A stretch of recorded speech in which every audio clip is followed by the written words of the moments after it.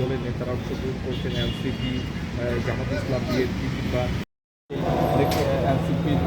যারা রয়েছেন তাদের অনেক প্রার্থী আসলে এখানে এসেছেন এবং তারা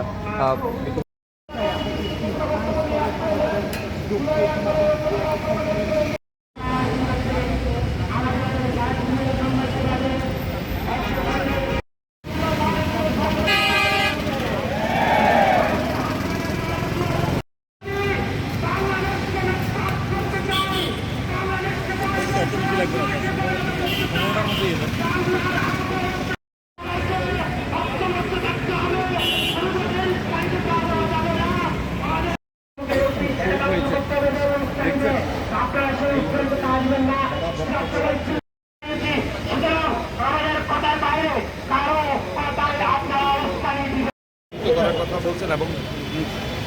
এই যে যারা গুলি করেছেন বলছেন আইনশৃঙ্খলা